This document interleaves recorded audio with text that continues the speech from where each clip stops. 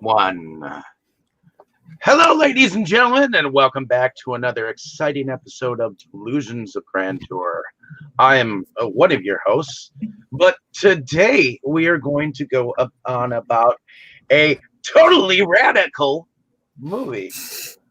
But I think we have someone who is fairly new to our hosting staff to tell you what the movie is all about. So, Forrest, why don't you tell us what the movie is all about?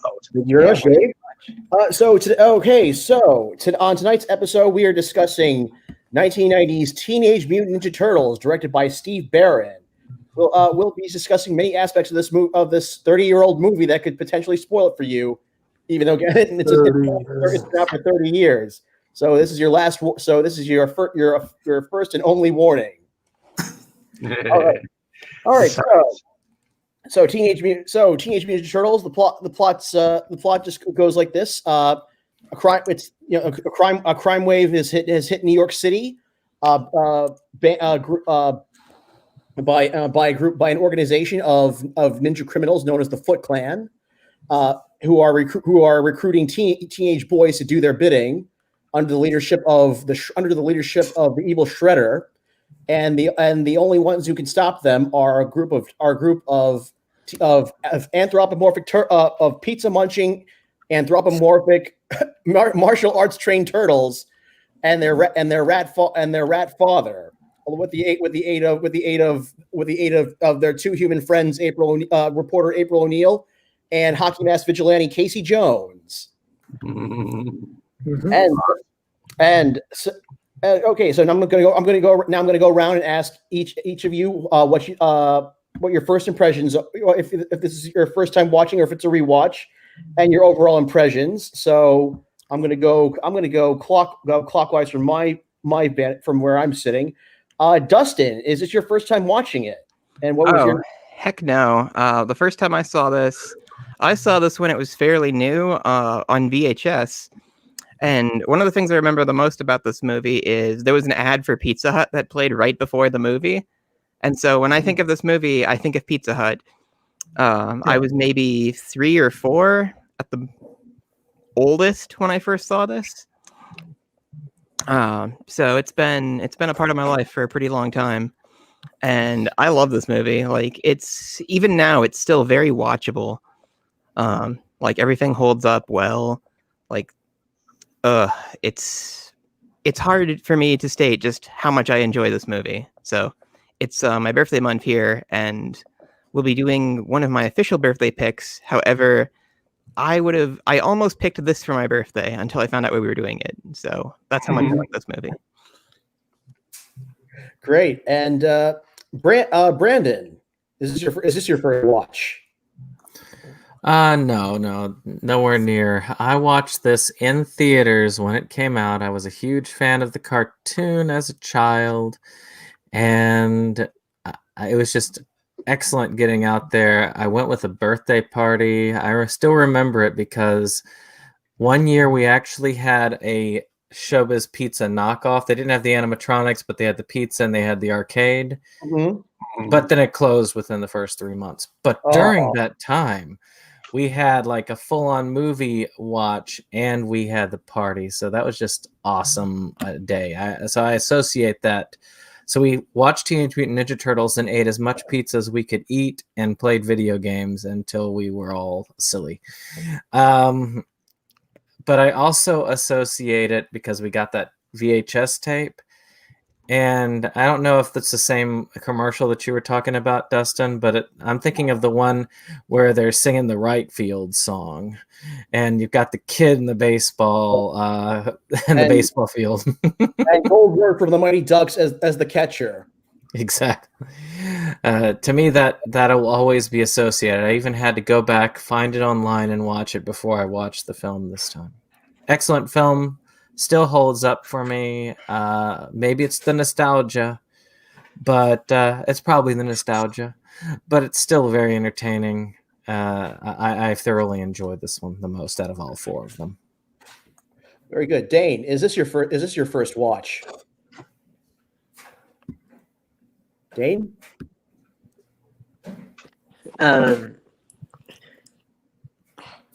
we go. Sorry, my mic wouldn't unmute.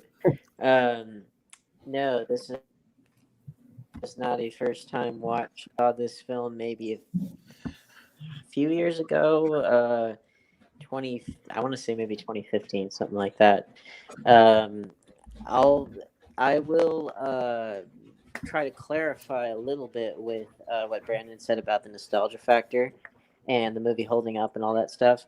I did not grow up with the Teenage Mutant Ninja Turtles. I was like an early 90s kid at the earliest, usually mid to late 90s. So like the earliest thing of this type that I can remember watching was Mighty Morphin Power Rangers, which obviously there's most certainly a one could say kind of a spiritual connection between the two. But what I will say, that being said, this first adaptation of the source material, the comics, I will say that it holds up very well, and especially for someone like me that didn't grow up with it, I was like, this is quite good for what it is.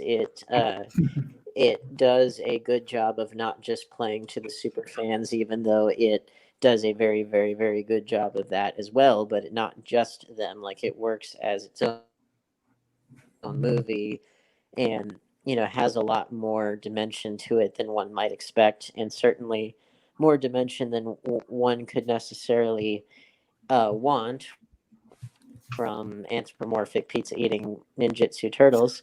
But it's one of those things where it's stylish. It's got a more adult feel than one might necessarily have. And it has a pretty solid story. Like, in other words, it could have been so much worse relative to the setup. That's just saying it as someone that came into it fairly fresh. And then, of course, if you are the super fans, then oh boy, you're gonna go nuts. And so yeah, not a first watch. Excellent. Thank you for that. Dave, is this your first watch? No, it is definitely not. I as well got my grandfather several years before he died. He would like go to random rummage sales and pick up certain things, and he ended up picking up a copy of the VHS with no slipcover or anything like that, and just gave it to me one year. And it was the movie that taught me how to speak. Because your early childhood talking like a surfer. Well, no, not exactly like that. But my first words were, in fact, Teenage Mutant Ninja Turtles. So me growing up with a speech impediment, I learned how to enunciate words through the words of the Turtles. So to me, that was one of my early films to teach me how to enunciate more with words. And then of course I went on to I was 5 years old, and I was reading out loud Little Men. So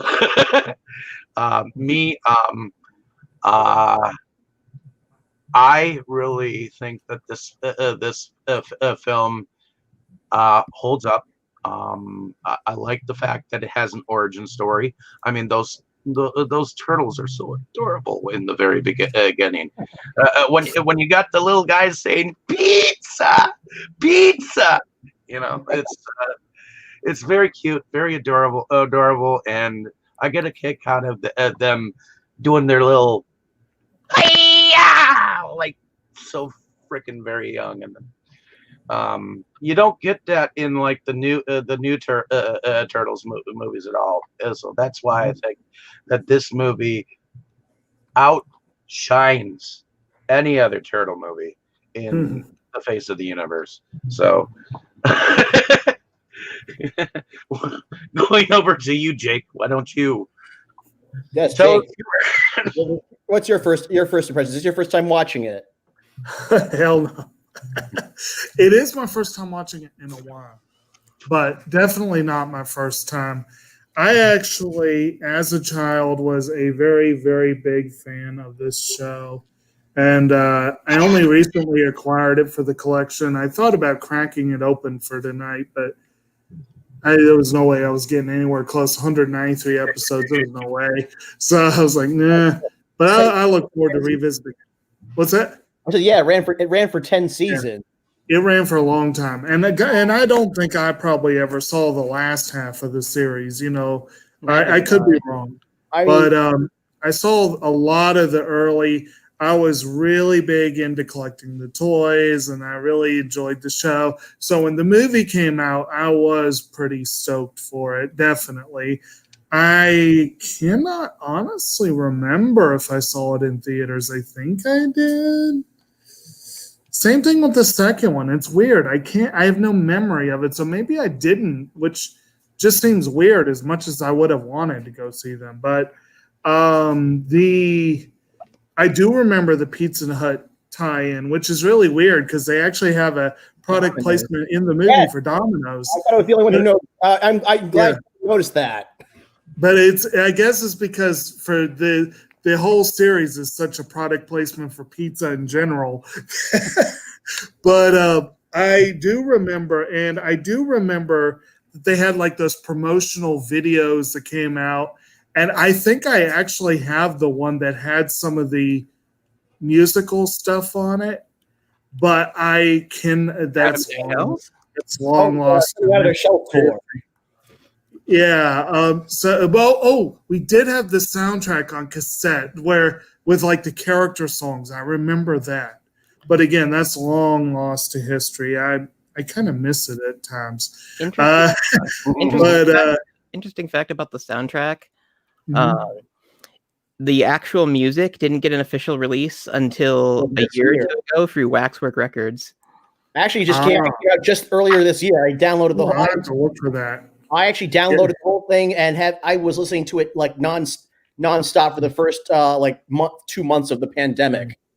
The sad thing is with this one, and my memories of the first one are kind of tied up with my memories of the second one. They were released less than a year apart.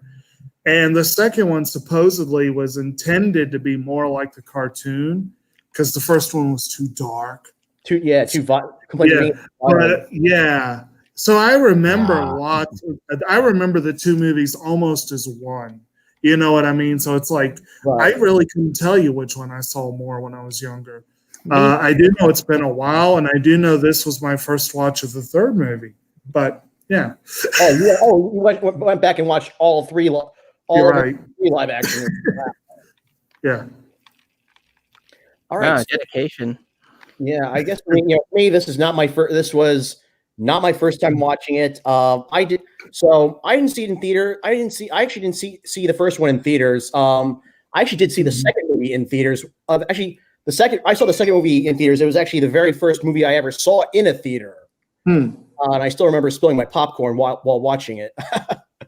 I was 3 years old when the second one came out. My dad took me to see it. That was my first cinema going experience. But the first movie, I had it on VHS and I watched it until the tape went defective. And yes, and even back then, I remember wondering like how come there was a commercial for Pizza Hut at the beginning, but there's product placement for Domino's in the movie.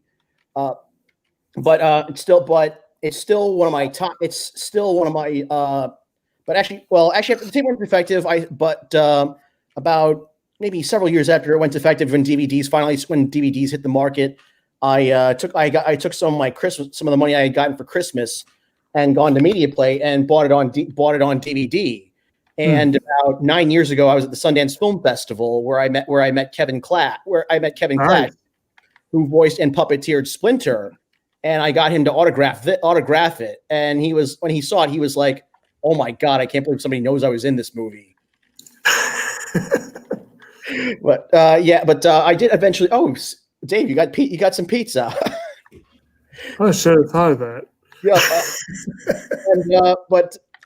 I did. So I missed it in theaters. No anchovies, dude. And I mean no anchovies. This was no, I missed it in theaters, but I did watch it a lot on VHS. I was a fan of the cartoon, the video games. I didn't have a whole lot. Yeah, the arcade game was classic. Yeah. I love that. Turtles in Time. Turtles in Time. That was one of my all-time favorite SNES Super Nintendo games. And then look around the time that the original cartoon was coming down to an end. I was at a comic book store around the corner from my grandmother's house, and I bought a trade paperback of the original Kevin Eastman and Peter Laird comics, which was kind of a shock to me because of how great, because of how dark and violent they were. They're pretty gritty, yeah. But then as I was reading the comics, I was like thinking back, like there's a lot of moments where I'm like, hey, I remember this moment happened, how this moment played out in the movie. So overall, this has actually become one of my top 10, probably one of my top 10 comic book movies, one of my all-time favorite superhero movies. I love the voice work. The voice work is actually, like when I read the comics, I think of the cast of this movie when I'm reading the dialogue. I live here, since I live in New York, and because of family I visited here a lot growing up. I've been to I've actually been to a number of the filming locations for these movies. Which I had planned on. I've been to a lot of the filming locations. They're a lot different now than they were. A lot of them are actually quite a bit different now than they were 30 years ago. Including the movie theater where Raphael goes to see Critters. You keep saying 30 years ago, making me feel so old. You feel old.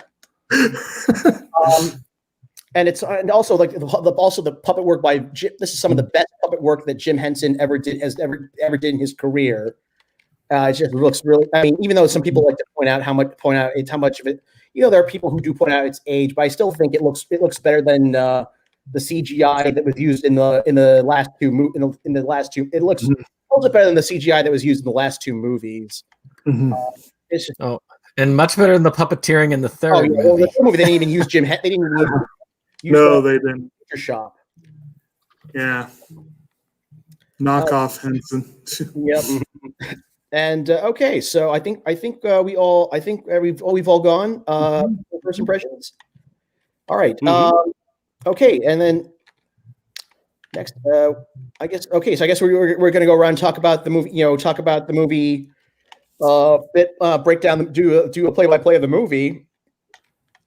So, and I think we were all in agreement that it was a pretty easy to follow. It's a pretty easy to follow movie.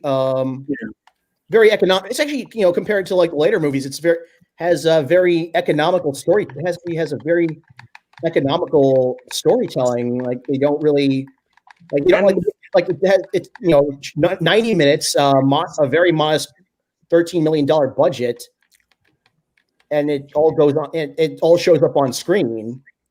Oh yeah, I know that this is a pretty straightforward concept. I mean, at the get-go, but we kind of get like in the very beginning of the film, we kind of get a darker feel to this per se, especially with Raphael's character. Right. So, speaking of Raphael, what did everyone think of Raphael? He's my favorite. He is my favorite turtle. I want kind of given the most to do.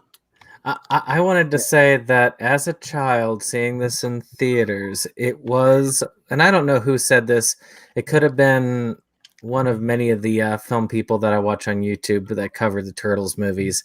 But the idea, and he said it and it brought back the thoughts in my mind, that this was a movie that used some adult language, didn't hold back, and they weren't dropping F-bombs, but they were pushing the limits. Yeah, and I learned damn from this movie. Yeah. Yes, hearing that was like, I mean, now, but back in 1990, like saying "damn" in a kids movie was a big deal. And that fight between him and Casey Jones at the very beginning, It just, to me, it's still one of my favorite scenes. It might be the one I select at the end. You'll have to stick to the end to find out. I find that in the age of, in the wake of all the steroid controversy in baseball, that line about Jose, when Casey's attacking Raph and Raph grabs his bat, he looks at the label and he says, "A Jose Canseco bat. Tell me you didn't pay money for this." That, like, I feel like in the age of all of the steroid sales in baseball, that line takes on a whole new meaning. Hell yes! I remember when baseball Two for one sale. I remember when baseball cards were in existence, and Jose Canseco was like the well sought after card that everyone wanted to have. And this was during the very brief window of time that I actually cared about baseball, and that was one of the names I knew. So I would have got that reference and gone, oh. But nowadays I'd probably be like, I think I know that name. If they picked a current one, you know what I mean? But yeah, now Raph was one of my favorites when I was younger. I think him and Michelangelo were probably my favorites as of the turtles themselves. I always gravitated, as I often do, towards some of the side characters, and we'll talk about a couple of those as we go on. Some of the ones I liked didn't show up in any of the movies, but more for the show. But a lot of the characters that showed up in the cartoon were created exclusively for the cartoon to sell more toys. Right. Well, a lot of them, yeah. But I do understand this movie was actually pretty darn faithful to the comic. I've never read the comic. I need to one day. Yeah, I actually have the first issue of the comic book autographed by Kevin. Autographed by co-creator Kevin Eastman. Nice, cool, nice. And when I met him at Comic-Con, I asked him who his favorite turtle would write. He said Raphael. Which made my day. But anyway, Raph is my favorite turtle. I relate to him in some ways that he's a loner and a ticking time bomb. And also what do we think about April O'Neil as a news reporter of the 90s? She's a babe. her narration at the beginning, it set it up for kind of the grittier tale. Yeah. It was great. And her doing that when she wakes up, it's like, well, you're the rat I saw for her beforehand. Right. But she did an excellent job. I actually prefer her to the Megan Fox portrayal in the remake. But I don't know. I also was a fan of the original animated April O'Neil, the yellow jumpsuited one. She is wearing a yellow raincoat in the beginning. Yeah, there was a little right there with the raincoat. Apparently, they wanted to do the jumpsuit, and Judith Hoag was like, "No." Probably. So prior to Teenage Mutant Ninja Turtles, Judith Hoag was in Cadillac Man with Robin Williams. Right. And Robin Williams was reportedly a big fan of the comic. Right. And so when she told Williams that she had gotten that role, the role of April O'Neil, while they were making Cadillac Man, and he actually helped her prepare for that role by loaning out his collection to her. Very cool. Nice. So you said you liked her better than Megan Fox. Which one do you prefer, Judith Hoag or Paige Turco? Yeah. Dane, what are your thoughts on some of the characters in this film? Well, I think they seem to be fairly well fleshed out relative to their appearing in a movie that adapts aspects, like some of the darker aspects of the comics, along with the brightly colored masks and totally radical dude aspects of the show. In the comic they all have the same color mask. I was just gonna say that they have the same color mask, and correct me if I'm wrong, I think they even have the same weapons in the comics as well. The weapons that they use in the movies and the cartoons are the same ones they use in the comics, but it's the masks. The masks was the big difference. Well, and partially that was because the original comics were in black and white, if I recall. Yes, yeah. There's kind of a joke about that in one of the later Turtle movies, Turtles Forever, where all the different versions of the Turtles meet each other. And the original Turtles from the comic, who are still in black and white, are like, I kind of like the colored bandanas and the belts with because the cartoon Turtles have like the first letter of their names on their belts. And they're like, we kind of like that. Yeah. Well, it's helpful to figure out exactly who they are. I mean, I'll say this. Again, I'm not like the biggest expert in this subject matter, but I will say that the distinguishing factors of the four turtles and the fact that they're brothers and all that stuff, they seem to have a halfway decently fleshed out family dynamic, and also they seem to have more in the way of characterizations than even the franchise I love, Power Rangers. Like I love the 2017 film of Power Rangers because they kind of had to retcon characteristics, retcon them into existence. Whereas here, you could say that, are they the most fleshed out characters in the world? Well, no, but it's obviously, it's a kids movie, about radical turtles that eat pizza and fight the Foot Clan and all that. But I would say that they definitely have more that makes them stand out than other similar franchises that came out at around the same time. One thing along the relationships that I think I may have remembered vaguely, but I really noticed this time around that I thought was kind of fun is how you kind of have like Michelangelo and Donatello, even though they are usually thought of as very different. Like Michelangelo was thought of the party dude, as they say in the theme song. And Donatello's a nerd. So many times I heard it. Actually, funny you should mention Revenge of the Nerds since Brian Tochi, who played Takashi in that movie, voiced Leonardo in these movies. Oh right, yeah, I had not caught that connection, but basically the two of them, the Michelangelo and Donatello, they're like always joking back and forth. They're always bantering, and so it's like I just like how they have that. What's that? I said, whereas Leonardo and Raphael are always butting heads. They're always butting heads, and Leonardo wants to get along with everyone, but Raphael's kind of like, leave me alone, I do my own thing. But I like that little aspect of like I guess like the two of them kind of, I guess you could say they kind of try to be the glue that, but the way they always are joking with each other, it's kind of fun that they, the intellectual and the goofy one are always on the same wavelength somehow. I thought that was kind of neat. Yeah, like when they're in the when Leonardo and Raphael are in a disagreement about how they should go out and look for Splinter when he's kidnapped by the Foot. They sneak off to the kitchen and to snack on pork rind. Or like later in the movie when they're in hiding on April's farm, April get into an argument and slam the doors on each other, and Donatello turns to Michelangelo and just says, "Gosh, it's kind of like moonlighting," which is probably the one pop culture reference from that movie because there's a lot of pop culture references in this movie. Right. I feel like that one's probably only one that's really aged the worst. I've never known what they were talking about. Bruce Willis and Sybil. Yeah. But Kevin Smith would sure as shit know moonlighting because he was like apparently out of Bruce Willis's entire filmography, that was like his favorite thing that he ever did, even more so than Die Hard.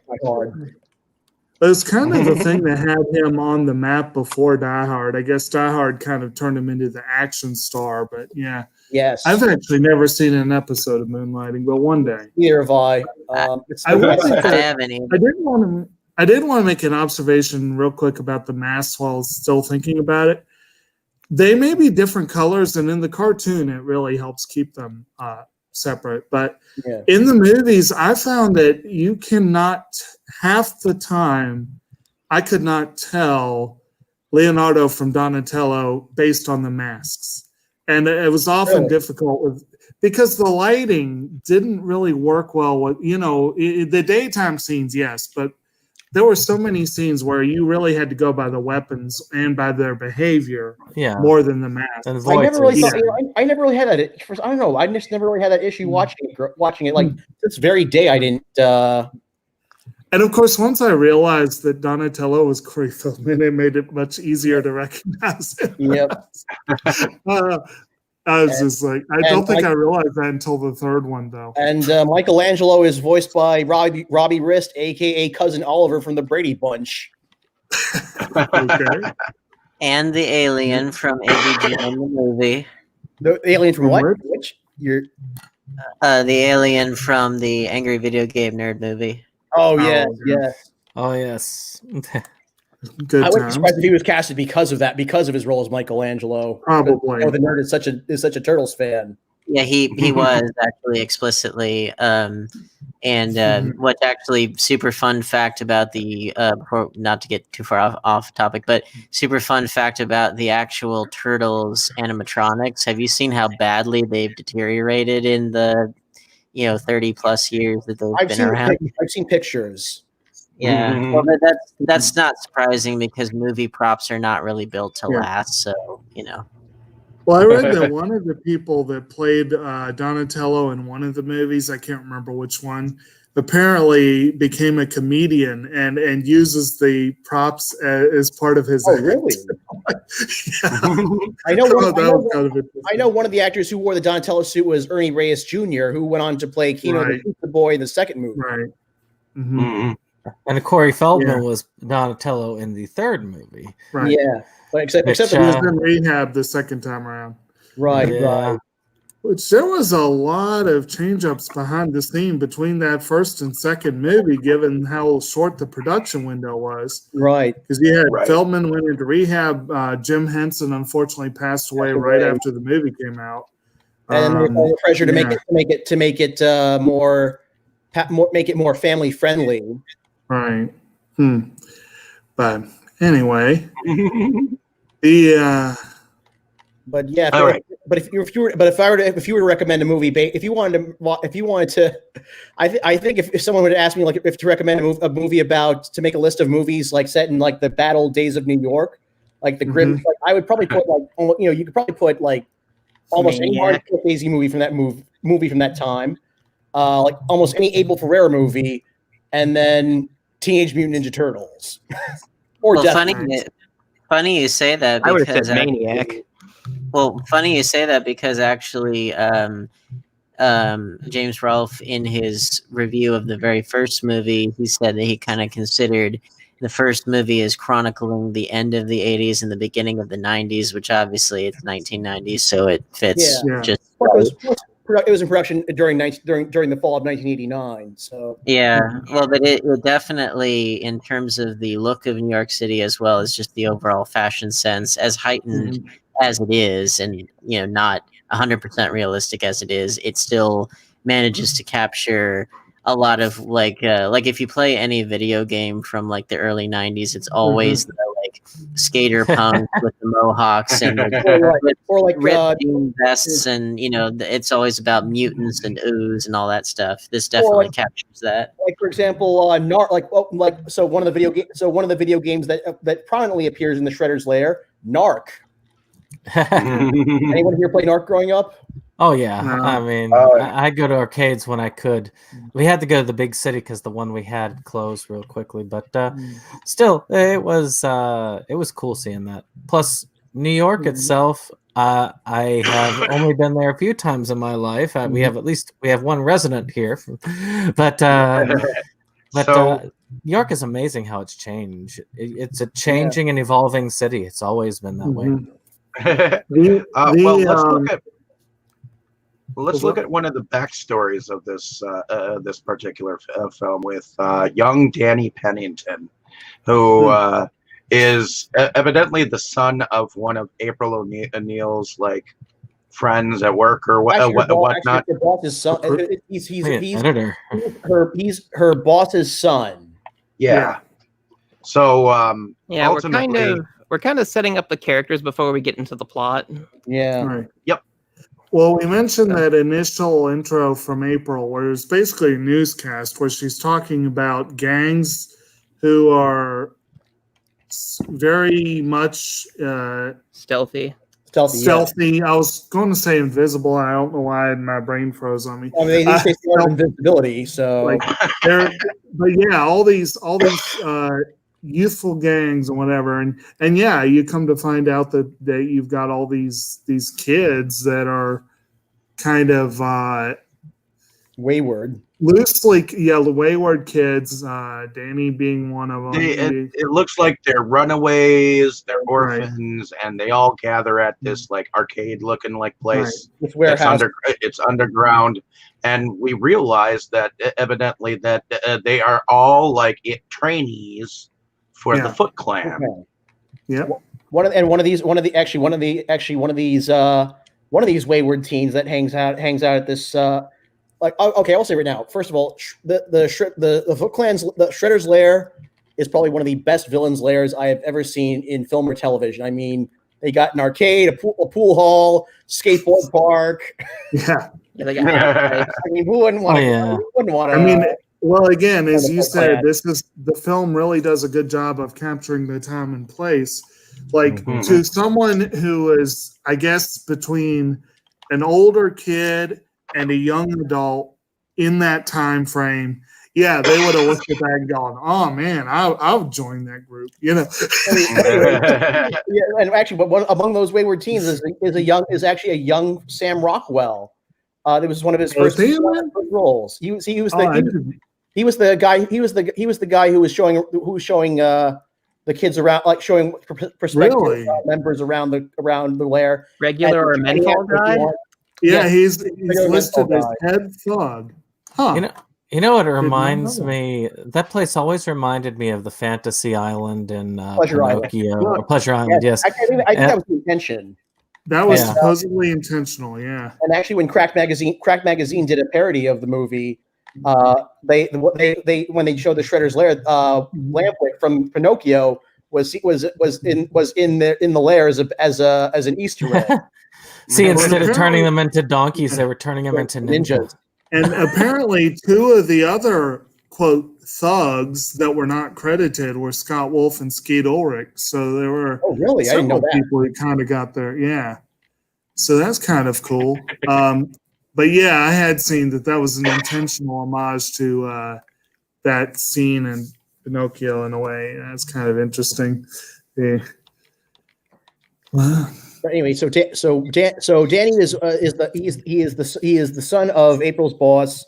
He is among the many wayward teens, and at one point he gets picked up by the police for trying to steal a car radio, and the chief of police, Chief Stearns, tries to strong arm April's boss Charles into making April drop the Foot Clan story, because since she keeps pressing Stearns about it. She keeps embarrassing him on TV about it. So April O'Neil isn't exactly like on the side of the law, is she? She is. Herself. She's an investigative reporter, and she's a very, very good one. She's not on the side of making people look good if they don't need to. She's the lowest lane of the story. Exactly. Yeah. You got to have that feisty reporter woman who is like busting the balls of the man at the time. Especially when the man's not completely helpless against an army of ninjas. Well, and it's definitely shown here where April gets somewhat involved with the Foot Clan because of a fluke where she is leaving her news place and she realizes that the Foot Clan is stealing like electronics outside her building, and she basically gets kind of kidnapped, sort of. She gets mugged. mugged. Yeah. And lo and behold, the turtle on a white horse comes to her rescue. The turtles show up and save her Just from one. the mugging. Two monkeys. Under cover of darkness. Well, First Raphael it's- shows up by himself the second time. Yes. In the subway. Yeah, we see the turtles. I timed this. It's about 5 minutes in before we actually see the turtles. So And then what you don't see them right away. It's like you see again, the light goes out, they beat up the punks, and then you see as they're going into the sewer, you kind of you see Ralph realizes he lost his sigh, and he's oh man. But then as they're going through they're gradually revealed as they're walking through the sewers, and that's it's a pretty cool reveal. I mean, it's a good way to start the. Oh, child me was ecstatic. Sitting there in the say. theater and being like, when they come out like that. Talk about knowing your audience. Hang on one second. Timer went off. Talk about knowing your audience. Like that was not only a good way to build up the suspense, just to reveal your lead characters anyway, but it's particularly because given the target audience of kids, it's like talk about how to make them go fucking apeshit in a theater and make it unforgettable. I mean, I actually went to go see it. There was actually a theater in my theater by. Right, I actually went and saw it on the big screen just about a week ago, and I still lost my shit when that in that intro. Right. That man, seeing that at a theater, like everybody must have lost their minds to see the turtles in like live action. Oh, I'm telling you, seeing it for the first time on a first run with just a bunch of kids my age at the time, I was like 10-ish at the time it came out. It was just like the whole theater went nuts when that happened. I could remember if I saw that in theater. I can't remember. It's bugging me. I eventually did see it in theaters, but not until I was an adult. I know that I watched the animation like for a long while, and I know that I was definitely way too young for my mom to even remotely take me to the theater to see it. So to me, I was happy with the VHS. The earliest live action one I have a clear memory of seeing was another comic book adaptation from 1990. I know I went to the theater to see Dick Tracy. Yeah, and that's like those two, that Ninja Turtles and Batman were my favorite as a kid. If not darker. I mean, yeah. So I don't know. It's weird. I don't remember hearing all the complaints about that one being super dark like that you hear about this one. That one had guys being shot up. Yeah. Which one? Dick Tracy. Oh, Dick Tracy was a thing, wasn't it? I saw it, but I have like no memory of it. It was a thing. It's underrated, I think. It's visually stunning. Like no other movie looks like it. Huh. Maybe we'll have to check it out some other time. Right. Plus, if you want to see Al Pacino go completely batshit in a way that doesn't scream Al Pacino, he got a Best Supporting Actor nomination for it, by the way. Right. Another film I saw way too young at first that it wasn't. I wasn't able to really enjoy it suitably until I was an adult. Anyway, this does plot, I guess. Or well, let's see. Have we established all the characters so that people will know who we're talking about? Well, so we've talked about Raphael, April O'Neil, Danny, somewhat skimmed over Shredder. Raphael kind of gets the most development out of the turtles. Yeah. And we should talk about Shredder too, because Shredder this is one of the coolest iterations of the Shredder. Like he's very dark and grim in this one. But he is he's presented as an old foe of Master Splinter. Splinter's master. And originally called Orokusaki. And He does give a little bit of a menace in this. It's a pretty fun version, I think. I remember being actually kind of scared of him. Comics, he's a lot more lethal. Right. Whereas the cartoon, he was a lot more bumbling. He was more of a bumbling villain. He was a Cobra Commander type. Yeah. Yeah. Whereas in the comics, he basically shows up and dies in the first issue. He got impaled on he got impaled on Leonardo's sword, and then fell off a building, and they couldn't even find his body.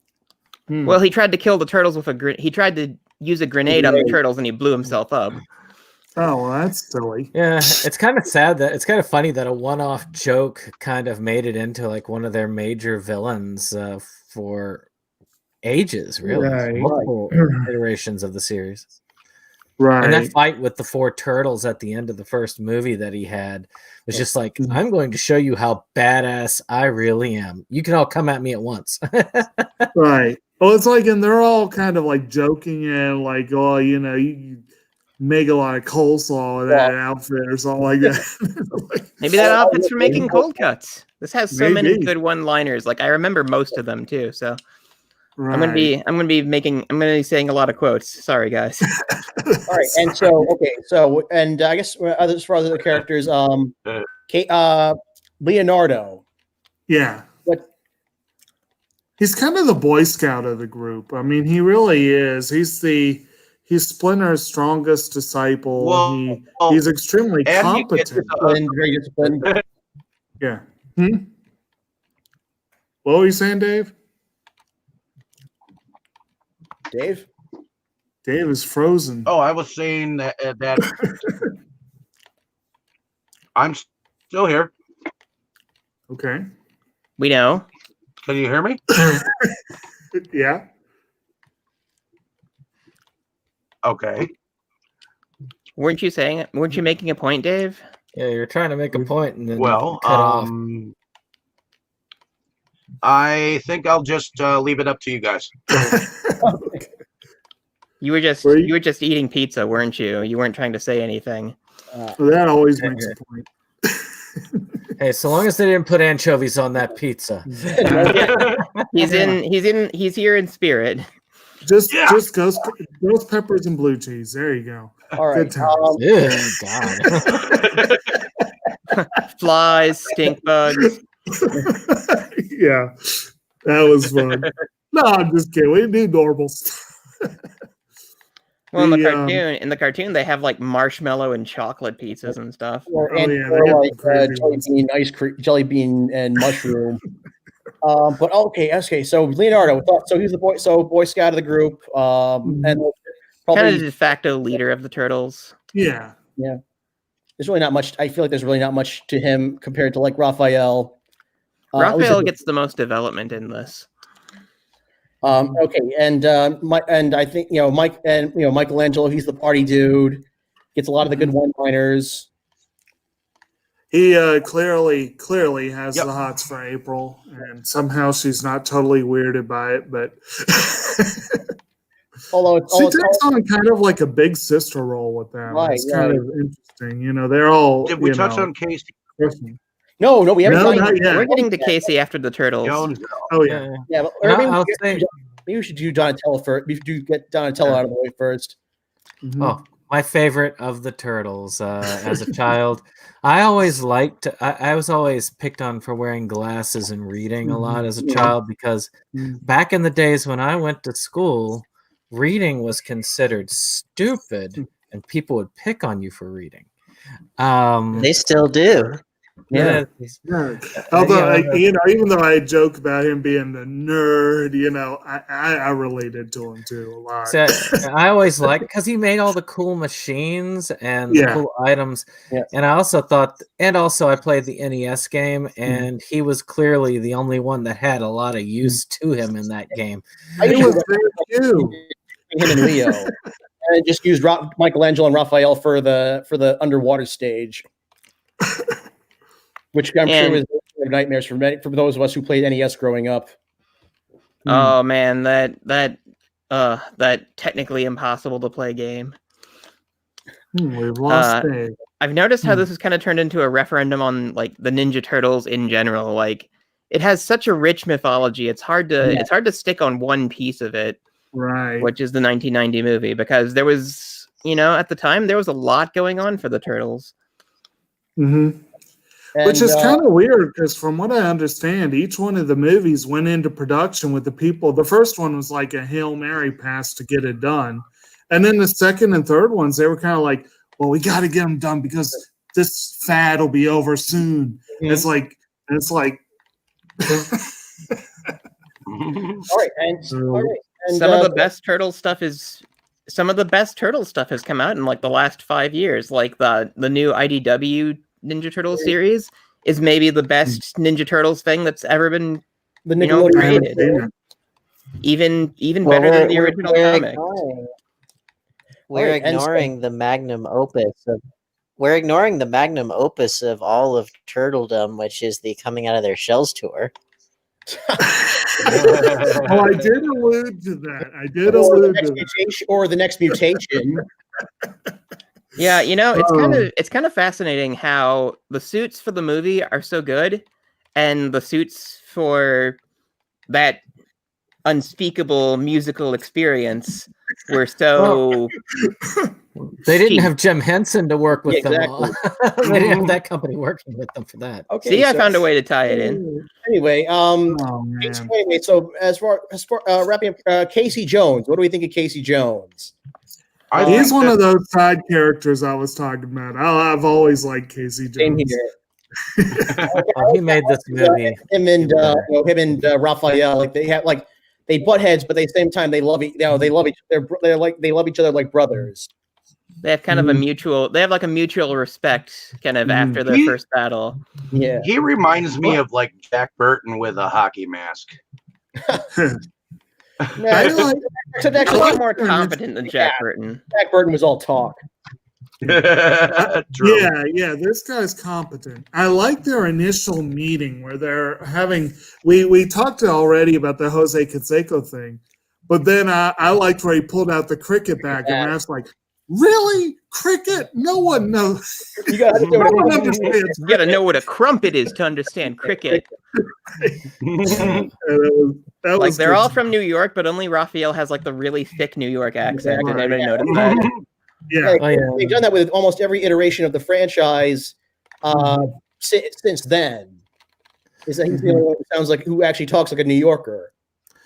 And I loved Casey Jones in all the iterations that I saw him in comic book wise, except for his appearance in the third movie. But he was just there to babysit Emperor's guards. Because he could kick some butt. Splinter in the third movie.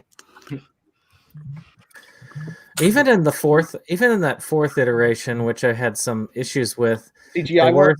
Yeah, I did like the characterization of Leonardo because it gave him a lot more. It was the only time I saw him with a lot of character outside of the comics, and Casey Jones had that cool metal mask that April brought him back. Yeah. So, and he was voiced by Chris Evans. Yes. Yeah. Yep. So you said that was you were talking TMNT right there.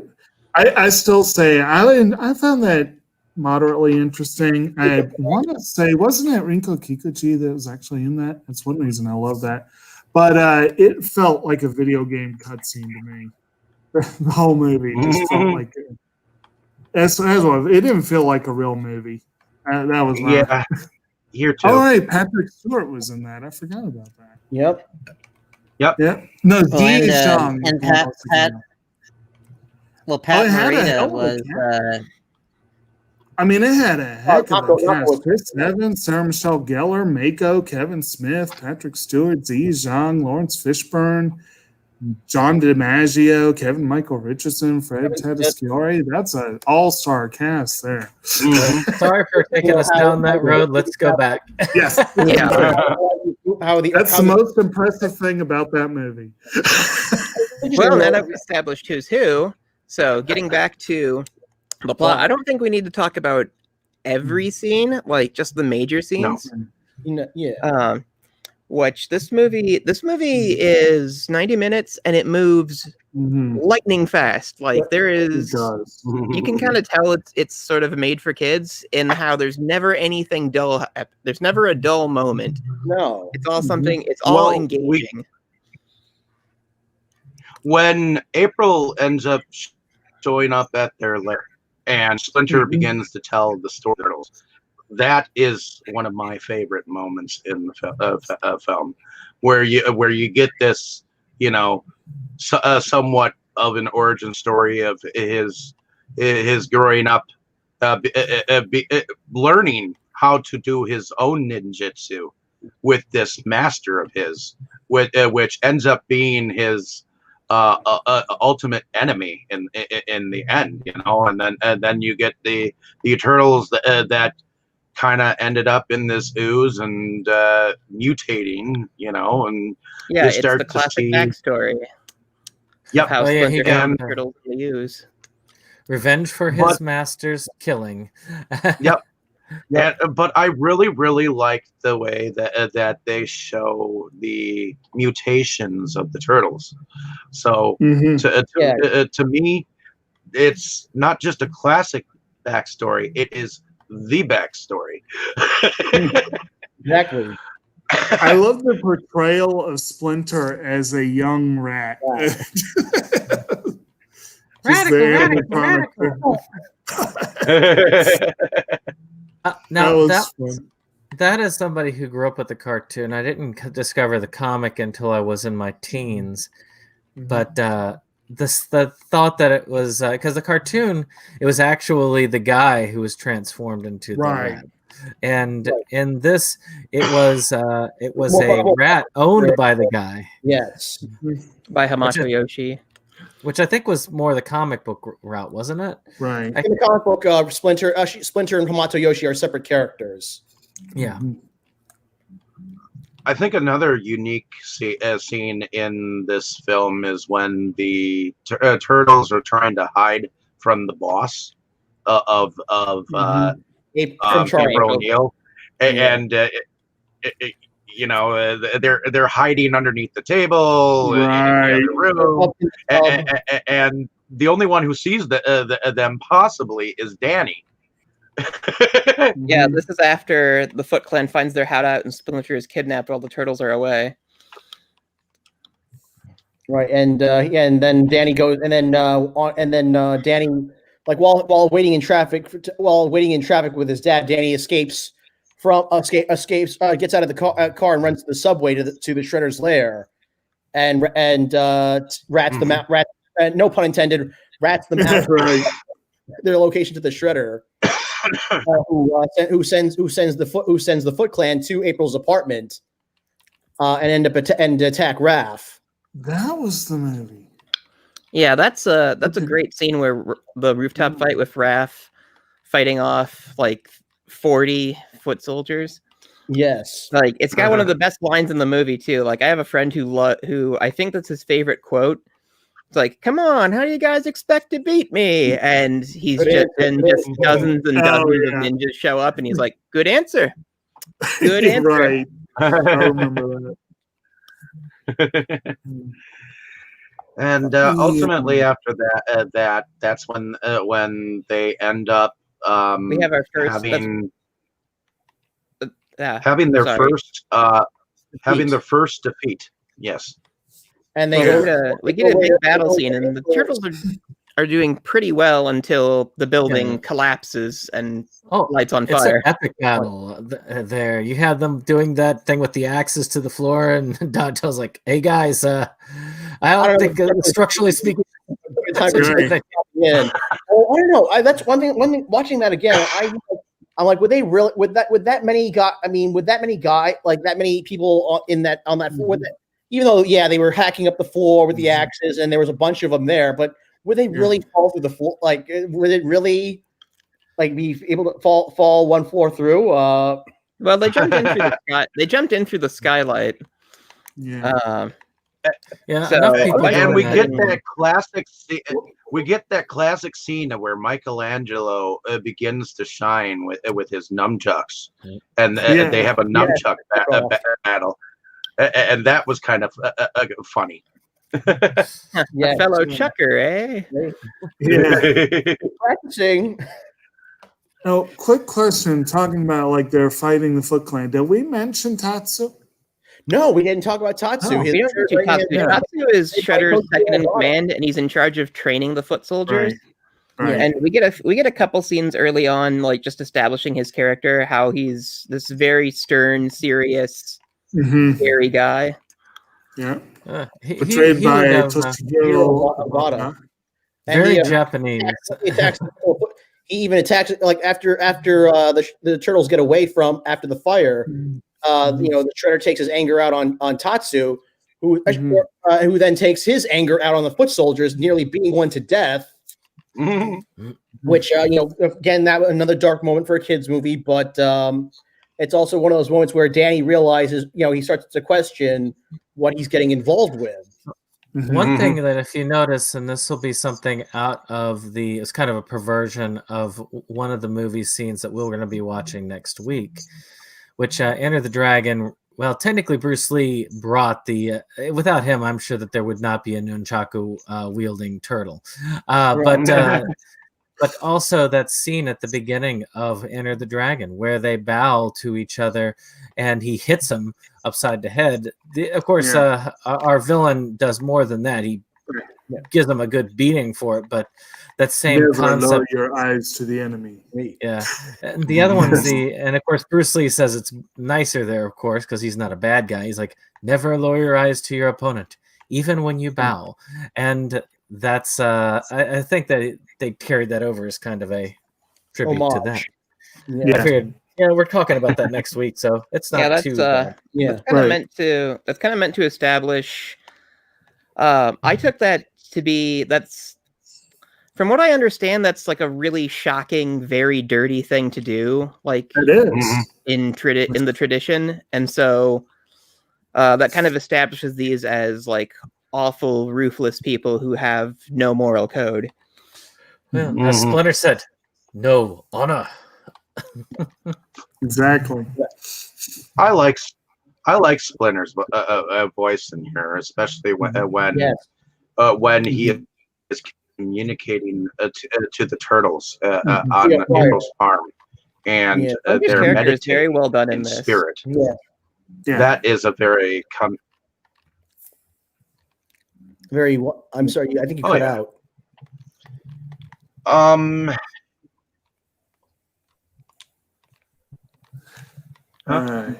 What's going on? Okay. So anyway. Okay. So they've gotten to they had their first defeat. They go to April's family farm upstate. They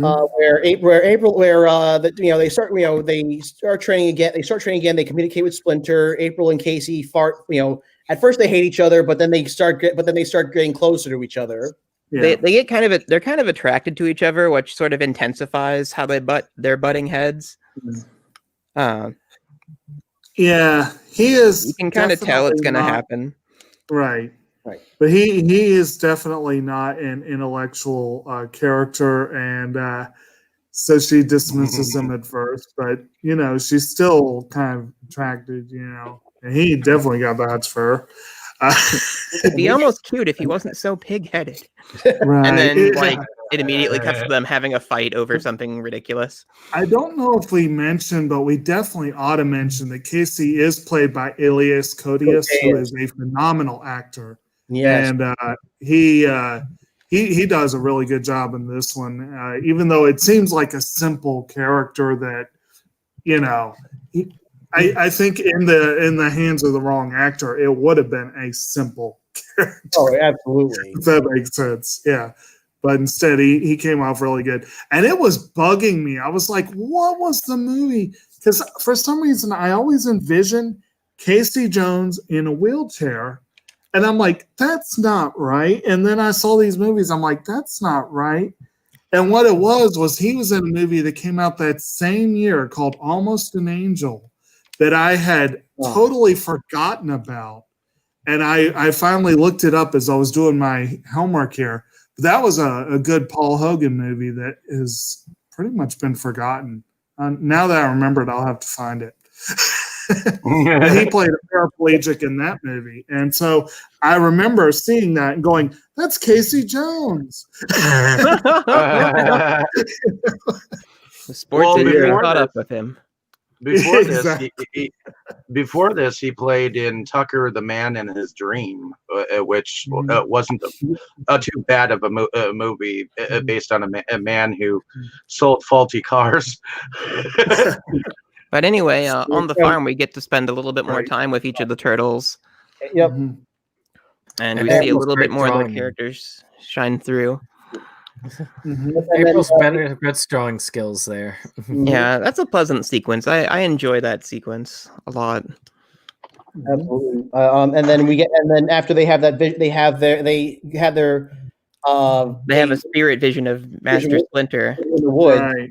They decide they feel like they decide it's time to go back to New York. And so they go back. They go back to the lair and find Danny hiding out there. And they find a pizza that had been topped with penicillin. It's moldy. Right. The penicillin eventually tops every pizza if you leave it out too long. Exactly. And they play like they hum like taps for the pizza. Dun, dun, dun. Exactly. They all go to bed, and Danny starts having nightmares about the Shredder, and also thinking about what Splinter was telling him about fathers and sons. So he decides to go back to the Shredder's lair one last time. And he hears the story of Oroku Saki from Splinter, and realizes that the man who killed Splinter's master is the man who's recruiting him to the Foot Clan. And that's when the Shredder confronts him, and shakes him down for answers, and ends up finding one of April's sketches that April drew of the turtles, and Shredder immediately forgets about him. They're back, and so we enter into our final battle pretty fast after that. So it just shows dozens of foot soldiers storming the turtles' lair. Only get gassed. But then with the raining, they get into one big fight. April even joins in on the action.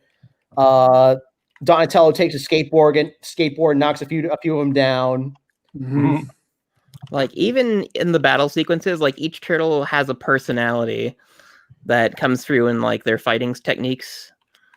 And I think that's a pretty fun touch. Yeah, that's classic TMNT. I like to say that a lot of the scenes with Shredder up until this point were just him looking big and mean and metallic. He's just menacing. Yeah. Well, and his armor is really cool. Yes. Right.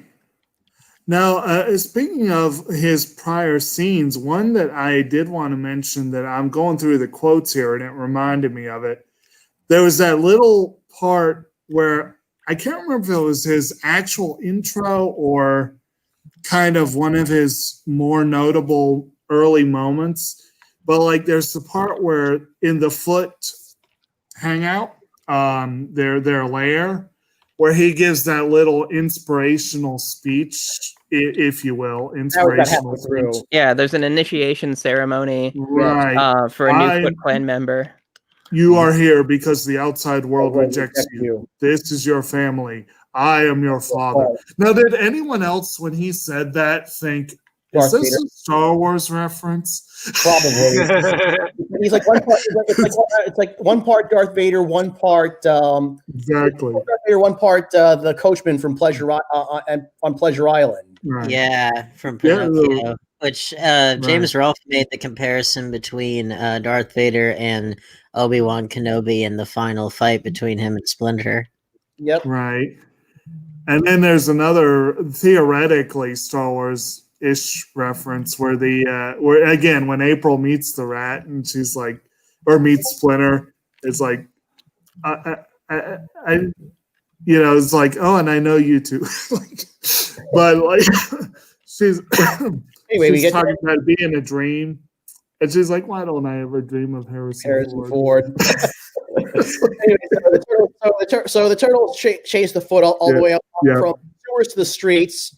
They fight the foot from the sewers to the streets and make their way up to a nearby rooftop, where they eventually take down the Foot Clan, foot ninjas before they're finally confronted by the Shredder.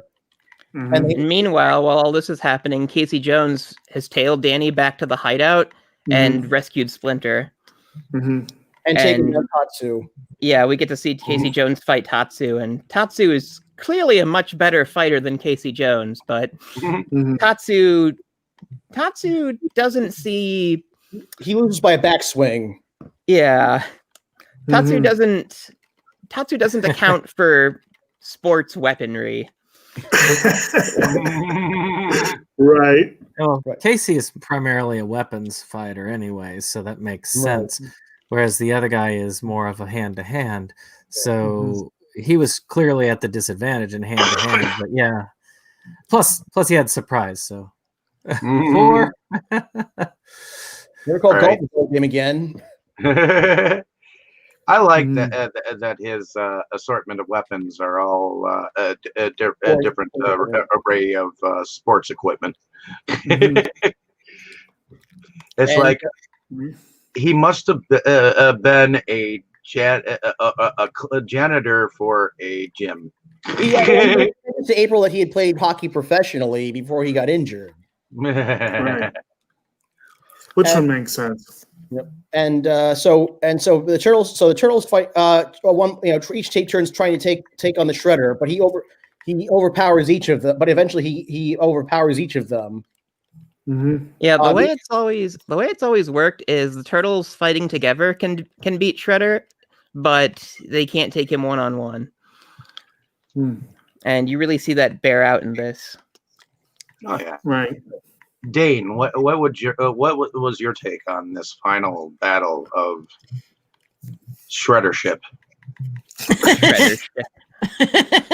Well, like Dustin said, thematically that definitely makes sense because if indeed Shredder's supposed to be like the big bad guy, at least of this movie, if not the whole series, then it makes sense for any one of them to not really be able to do it alone. I mean, it's especially with the family emphasis. It's a little bit like with the Fantastic Four when they're working at their best. It's when they learn to set aside their quarrels and fight as a team and as a family. So same kind of thing here. But it also makes sense why in their early adventure there that their mentor would have to be the one to ultimately take out the Shredder because he's their master and they're not at all ready to stand on their own 2 feet yet, especially against Shredder. Like Shredder and Master Splinter are always evenly matched, especially, I mean, I know it's a little bit of a tangent, but especially in the IDW comic books that have been coming out the last 5-6 years. 8 years, actually.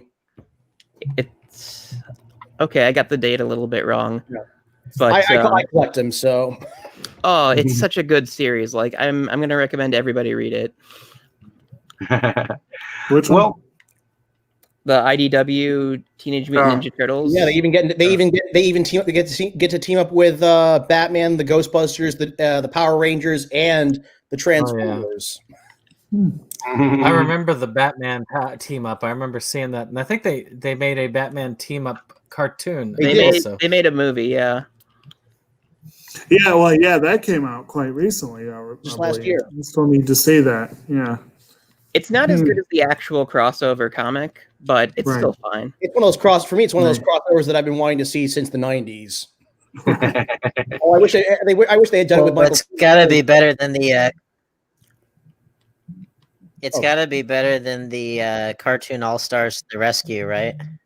Hey, I love that's- that one. that thing is awesome. I went through the Dare program, and I remember that very much. Yeah.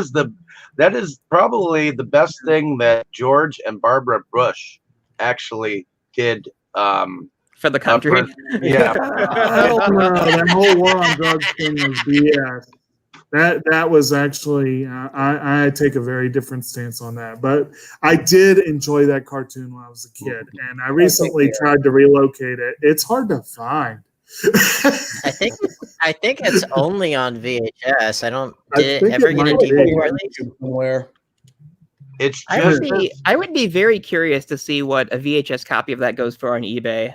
It's bet a it's lot. I it's bet a it's in at least double digits. It's just as elusive as That was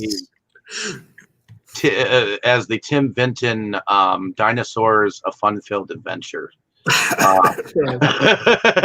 that was the Nostalgia Critics like first official episode in character was on that special, and in the ABGN's like earliest videos, he made references to it. He didn't actually review it, but he made references to it. Right. All right, so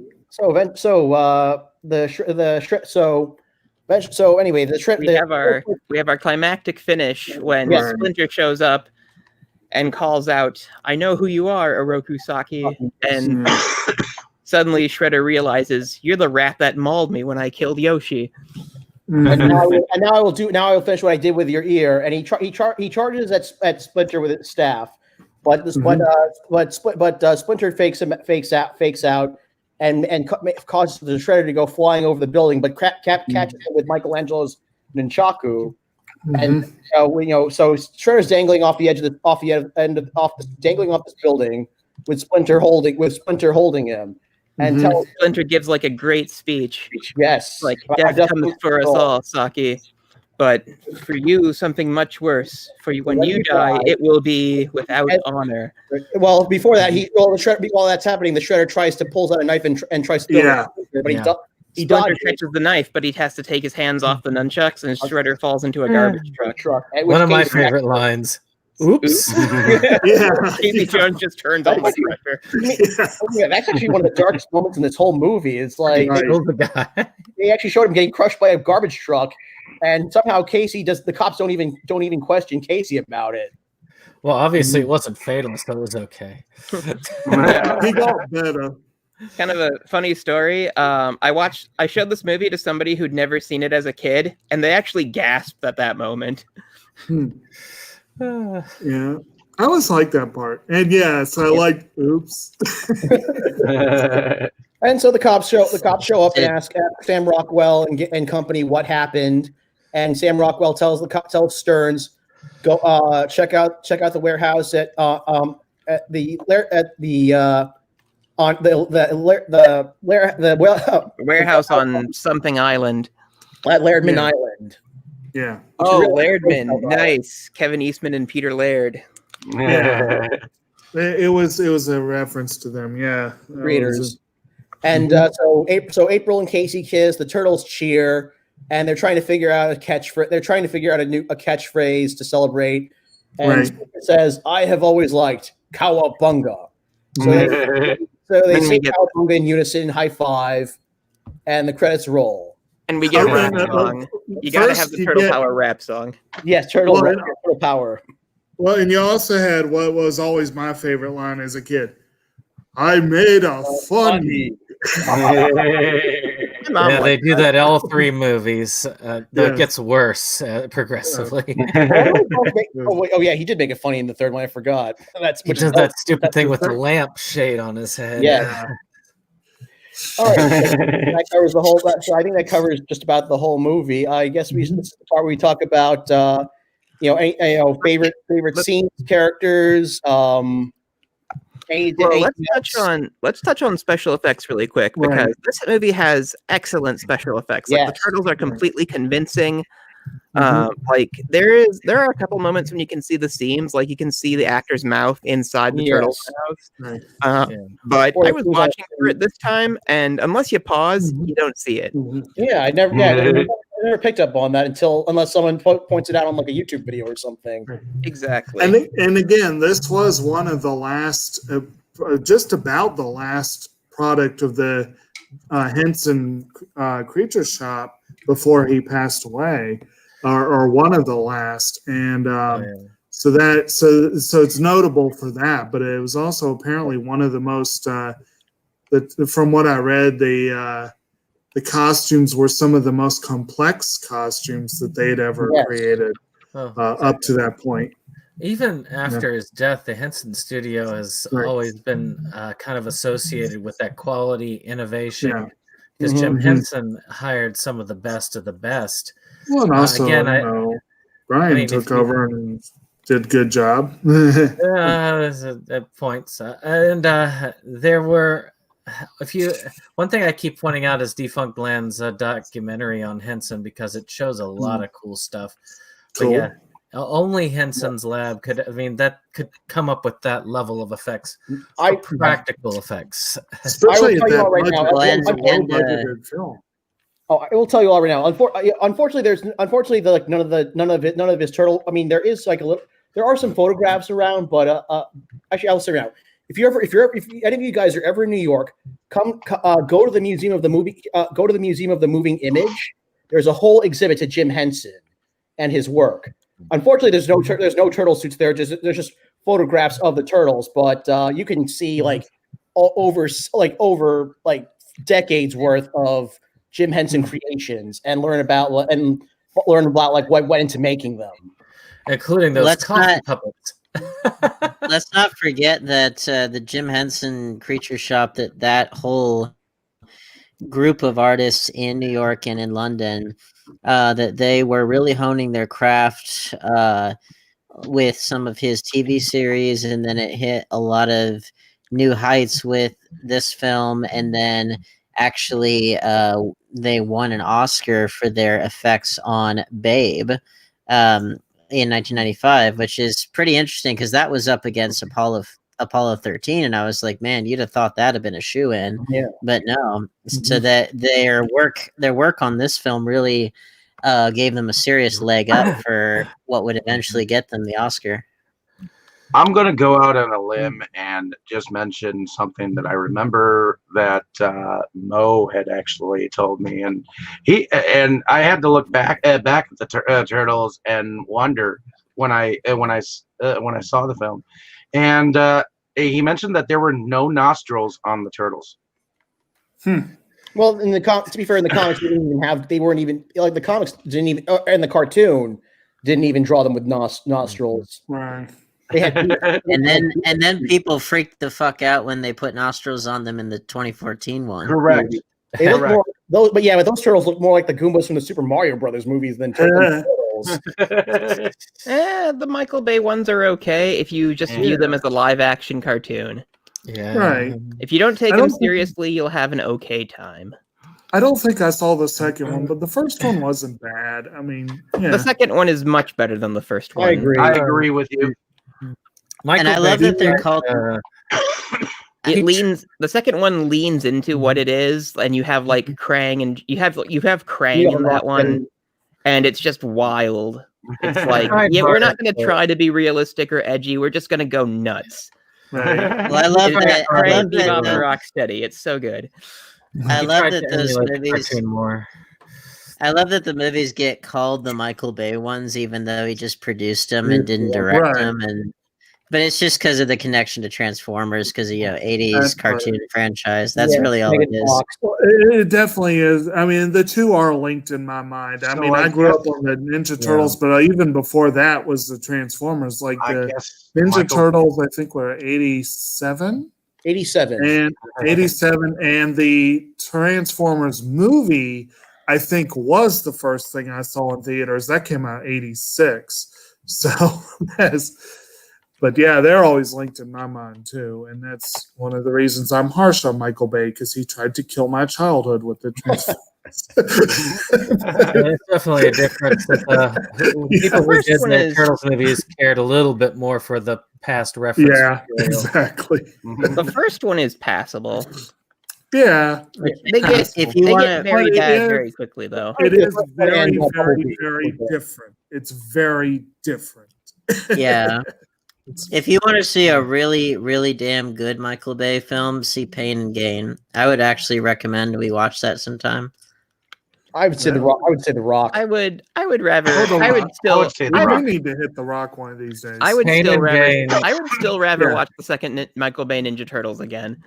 Pain and Because Gain I just had a good needs to time with it. Like it's dumb and it knows it's Cool. dumb and it accepts it and leans into it. But anyway, let's move on to the music because this has some awesome music. It's Yeah. pretty good. Don Duprez. Yeah, the score is pretty good. It's got that iconic, that I'm not even going to try to hum it, but that iconic tune that something like that. Yeah. Yep. And let's see, who did the actual score? The for animated title comes up. Like that's my biggest memory of this movie. For those that actually don't have nostalgia for it, that actually watched it as adults for the first time, the music for me, I think most of us, there's a nostalgia factor that amplifies it. Right. But how is it viewed for the first time as an adult music wise? Oh, it's really solid. I mean, John Dupre is a very underrated composer, known for these films and for UHF and for A Fish Called Wanda. And that score, especially, highly, highly underrated.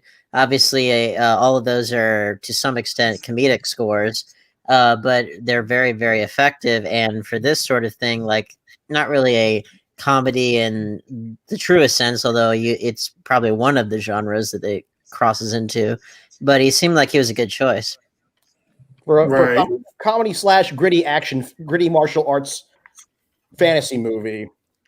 And children's film and comic book adaptation and this and that. Superhero movie. Apparently, his first score supposedly was a documentary called The Pantomime Dame, but his next one was The Meaning of Life. That's a pretty fun one to start with. Oh, awesome! There. Yeah. I had no idea there was a Monty Python connection there. That's kind of cool. Now, of course, the real question. With The Fish Called Wanda, don't forget that was co-written by John Cleese, obviously. Right. And I think it was when it was like Charles Crichton. Yeah, and I think Charles Crichton had a connection to them as well. Another interesting thing about the soundtrack is the music itself actually wasn't really available until very recently. Right. Waxwork Records got the actual the score. Like at the time of the movie, it had one of those music from the motion picture albums, which I did have, and that was actually my first experience with a record. I think I scratched it by accident, and my parents were mad. But it was a bunch of the licensed music from the movie, like MC the turtle power theme and like the MC Hammer. There's a real blast from the past. Well, even more so, we'd have to wait for the second movie. Yes, and I was going to say the infamous soundtrack. Right. Well, I was going to say if there's one where the power of nostalgia is put to the test. Yes. I did actually listen to Ninja Rap to prepare for this, and it's like if you play it by itself, it's kind of awful. But in the movie, it's so nostalgic. It bangs in the movie. Yeah, you can't help but get a little bit like that Go Ninja. Well, and honestly, you look at Vanilla Ice just physically, and you're like, yeah, this guy kind of fits in this world, doesn't he? And it's like the one time that you can really say that, because otherwise you're just like, what the fuck? We should probably get moving on. We're running on. Yep. All right, so we're out of time here. Let's go. Okay, so if anybody wants to go around and say what your favorite part was, anything else you want to say, Dustin? How about do me last? It's gonna take a while to think of what my actual favorite scene is because I can't say the whole movie. As far as favorite scene, the fight with Casey Jones at the beginning always has been, always will be my favorite scene, unless you insert the Pizza Hut commercial in. Also, the one thing I was going to say that had gotten cut off, if we ever do Pain and Gain, you have to pair it with Pain and Glory. All right, Dane. Why not? I think probably the bit right before the opening title card, just because that's well, I again just trying to transplant myself into the mindset of the target audience at the time. I can only imagine how fucking insane I would have gone if I were a kid in the theater that it was really high. Actually, the closest I can think of to it would be like the opening credit sequence of the first Spider-Man, because I was 10 years old when I saw that, and that got me unbelievably pumped, and I was just like, I can't believe I'm seeing this right now. Like, this is what I've been dreaming of my whole life, blah, blah, blah. I can only imagine. Go ahead. Like, it was so exciting seeing the turtles like jump out from behind like the sewer, out from that corner. Well, like, it's not only that, but it's like all of the buildup that's done before that, where they tease little bits here and there, and then you see their silhouettes, they jump out, freeze frame, the title card comes out, and the title card is the logo. It's not some stupid revamp version. It's the actual logo that everybody knows, which that's a pet peeve of mine in movies when, and it's, to be fair, it's kind of expected when you want to re-energize a brand, you want to change it up and blah, blah, blah. But like I'm saying, like when they change the logos just kind of arbitrarily without needing to like re-energize the brand, when they just do it for no real reason. Luckily for this, they kept it as what the kids would have known. It comes up, they, maybe, what is it, like 5 solid seconds, maybe a little bit longer. And then if you finally see them, and, you can just imagine the screams of, how many kids in the theater. And I'm like, well, that's how you service your target audience with what they want to see, but you also build up your heroes effectively by hinting at their presence and then just giving you a little bit more, and then all of a sudden when you finally see them, it's well worth it. So I think that just shows. Is that your favorite scene? That there's, I think so, because what it does is it shows the fact that they really cared to show this source material in a good light, and they weren't just cashing in. And Dave, what was your favorite scene? I would have to say the initial showing the little baby turtles growing up. That is my favorite scene. I just think they're so damn cute.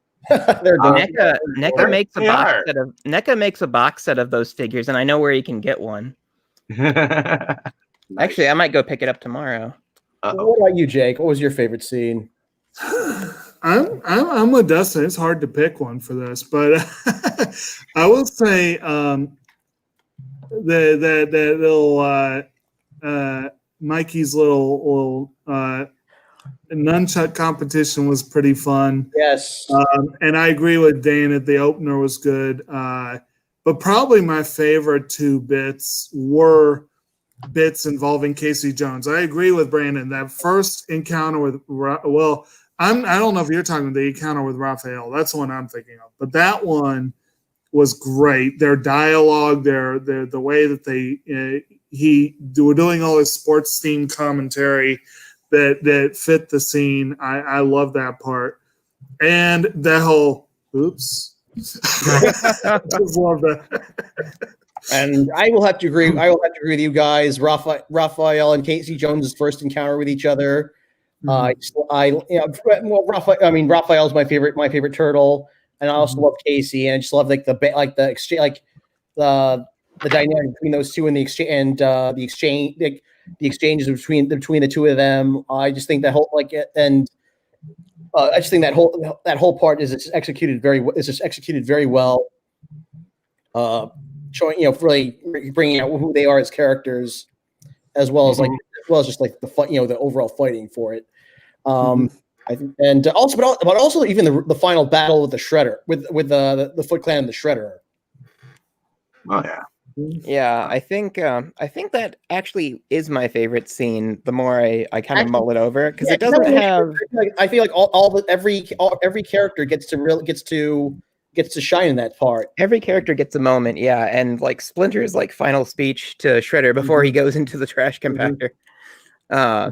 You know, that's such a good moment. Like, I love it. I just love this movie. I still wish I could submit like the whole movie as my favorite scene. I think my second favorite scene is when Raphael is in the tub and they're all like morosing about the possibility of him not waking up and shit. And when he finally wakes up and he's like, dude, that was heartfelt. You know?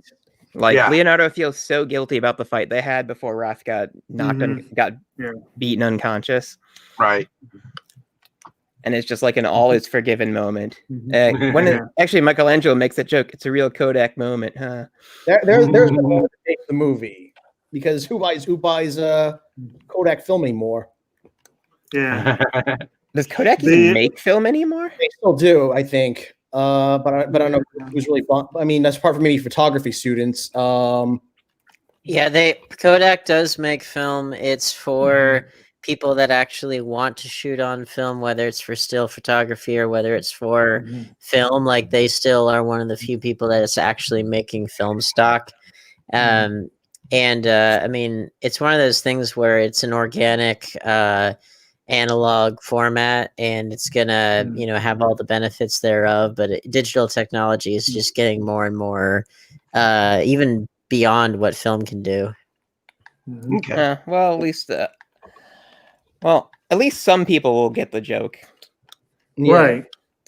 My family, we shot on film with a Kodak film back in the day, so I mean, well, everybody did back in the day, but I'm talking about now. Yeah, you had no choice. Yeah. Nowadays it's like, I think you could still buy those like cheap like Kodak just in the package. Well, if you go to, go ahead. I would be really curious to see what I would like to see like a reaction video of like an actual like modern kid watching this movie. Well, the Fine Bros probably have that because he loves it. But anyway, I think we've got everything. Okay. Well, before we log off, I don't think we've made reference to one important bit of Turtles lore or history or whatever, which is that apparently the series started life as a riff on Daredevil. Yeah, Daredevil and X-Men. Yeah, and it makes sense, because if you look at like what Frank Miller did to Daredevil, like in the 80s, how he kind of reinvented the character, and you see a lot of what I assume that they were kind of trying to parody because of like really infusing Daredevil with a lot of ninja stuff and with Elektra, and you had Elektra had size, all that stuff. I mean, the foot was obviously the hand. Yeah, exactly. Well, but and Elektra like had size. Yeah, Elektra's had the scimitars like Raphael too. So the size, and the whole thing of Murdoch had, I guess, there was a chemical element to his. Yeah, that's well, he got blinded by chemicals, and that was what heightened his other senses. Right. Blinded by science. So apparently they had intended a possible crossover. So I'm kind of wondering when that one's going to happen. But anyway. I'm betting that at some point in their history they actually drew it. Because I don't know much. The Mirage era was kind of before my time, so I don't actually know much about the Mirage Comics continuity. So they might have done it. I'm ready. I think we'll save our outros for the next show.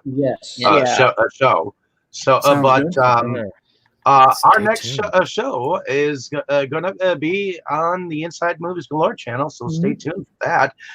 We're going to be doing Dustin's latest favorite. Color Out of Space by Richard Stanley, who is apparently somewhat famous, and I've never heard of him before. But starring Nicolas Cage. And starring Nicolas Cage, who has redeemed himself with this and Mandy, which I used to really hate Nicolas Cage because of The Wicker Man. Oh, but I can't hate Nicolas Cage. I mean, well, Wicker Man was bad, but I can't hate. Oh my god, it's like the worst. It's like the worst thing of all time. Leaving Las Vegas, man. Leaving Las Vegas. Hey, I enjoyed that. And that's the reason why you should watch Nicolas Cage. To emphasize, it's kind of funny. Like, the remake Wicker Man is the worst movie ever committed to film. Like, it is a crime. And the original Wicker Man is one of the best movies ever made. Well, you could introduce Color Out of Space as the film by the director who was fired from the island of Dr. Moreau. Yeah, I know about that. Well, let's save that. But anyway, let's save that for the next episode. So, bye-bye. Well, like, share, and subscribe, everybody.